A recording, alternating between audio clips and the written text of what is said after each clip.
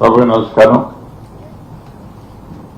పెద్దలు రాష్ట్ర ఉప ముఖ్యమంత్రి వర్యులు బట్టి విక్రమార్క గారికి, సహచార మంత్రి వర్యులు తుమ్మల నాగేశ్వరరావు గారికి, ఎంపీ గారికి, ఆర్థిక శాఖ ముఖ్య కార్యదర్శి గారికి, ఇద్దరు కలెక్టర్లకి, అగ్రికల్చర్ డిపార్ట్మెంట్ వారికి, అదే రకంగా ఎమ్మెల్యేలు ఉన్నారు, కార్పొరేషన్ చైర్మన్లు ఉన్నారు, ఇంకా ముఖ్యులు చాలా మంది ఉన్నారు. వారందరికీ, ఈ కార్యక్రమానికి హాజరైన మీడియా మిత్రులందరికీ, ముఖ్యంగా రైతులతో పాటు ఈ రాష్ట్ర ప్రభుత్వానికి సూచనలు ఇవ్వటానికి, రైతులు ఎలా చేస్తే బాగుంటుందో రాష్ట్ర ప్రభుత్వం నిర్ణయం తీసుకోవటానికి ముందే మీ సూచనలు తెలపడానికి విచ్చేసిన ప్రతి ఒక్కరికి రాష్ట్ర ప్రభుత్వ పక్షాన, నా పక్షాన మనస్ఫూర్తిగా కృతజ్ఞతలు, అభినందనలు తెలియజేస్తున్నాను. పెద్దలు బట్టి గారు చెప్పినట్లు ఈ రాష్ట్ర ప్రభుత్వం నుంచి ఖర్చు పెట్టే ప్రతి రూపాయి రాష్ట్ర ప్రజలు వివిధ రూపాలలో రాష్ట్ర ప్రభుత్వానికి చెల్లిస్తున్న డబ్బు అనేది ఈ రాష్ట్రాన్ని పరిపాలిస్తున్న మా అందరికీ తెలియంది కాదు. గత ప్రభుత్వంలో ఏ స్కీములు ఏర్పాటు చేసినా, ఏ పేదోళ్లకి కానీ ఏ కార్యక్రమాన్ని చేపట్టాలనుకున్నా ఆనాడు ప్రజల అభిప్రాయాలు ఏనాడు సేకరించలేదు. కేవలం 4 గోడల మధ్య నిర్ణయాలు తీసుకొని ఆ నిర్ణయాలని ఆనాటి ప్రభుత్వం ప్రజల మీద రుద్దేది. ఈనాడు అలా కాదు.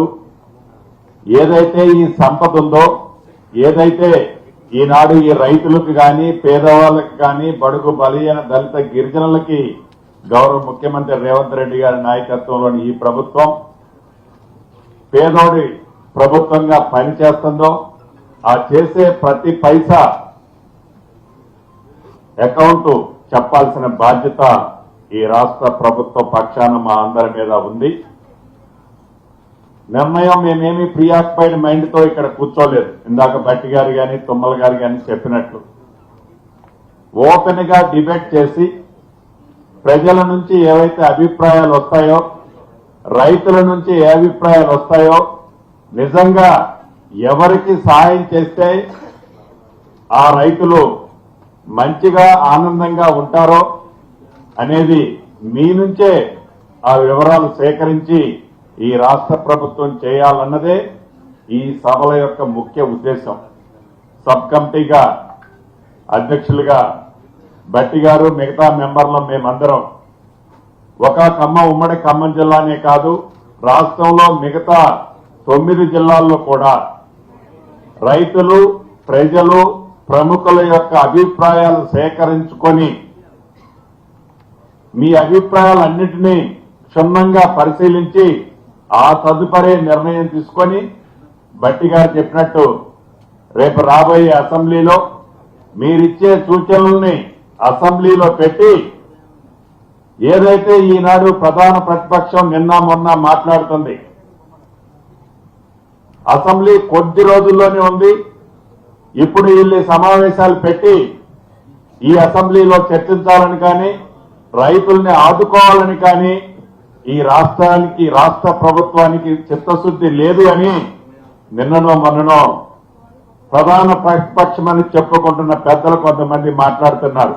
ఇందాక బట్టి గారు చాలా క్లారిటీగా చెప్పారు, ఈ అసెంబ్లీలోనే పెడతాం, మీరు ప్రజల అభిప్రాయాలు ఏంటో మీ ముందు పెడతాం, గతంలో మీరు ఏం చేశారో అది ప్రజలు ఇప్పుడు చెప్పబోతారు, తప్పకుండా అదంతా అసెంబ్లీలో పెట్టి రాబోయే ఈ అసెంబ్లీలోనే ఒక కంక్లూజన్ వస్తుందనేది కూడా ప్రధాన ప్రతిపక్షం ఒక్కసారి అది గ్రహించాలని మనస్ఫూర్తిగా తెలుపుతూ, బట్టి గారు చెప్పినట్లు ఈ సభ ప్రశాంతంగా, క్లుప్తంగా, ఎందుకంటే ఎక్కువ మంది మాట్లాడితే మీ సూచనలు, సలహాలు ఈ రాష్ట్ర ప్రభుత్వానికి తప్పకుండా మార్గదర్శకాలు అవుతాయి. కాబట్టి ఉపన్యసించకుండా మీరు చెప్పాల్సిన పాయింట్ సూటిగా చెప్పాలని రైతులకి సపోర్ట్ చెప్పడానికి వచ్చిన మేధావులందరినీ మనస్ఫూర్తిగా కోరుకుంటూ సెలవు తీసుకుంటున్నారు.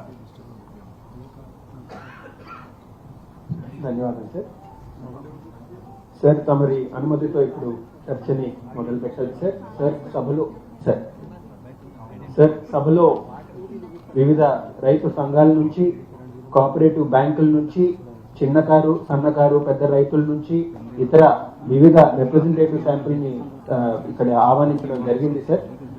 సభకు అందరికందండి, మీకు ఒకసారి మీరు ఎవరు మాట్లాడదలుచుకున్నారో చేయలేపితే మీకు అందరికి 4-5 మైకులు పెట్టడం జరిగిందండి. మైక్ మీ దగ్గరకు వస్తుంది.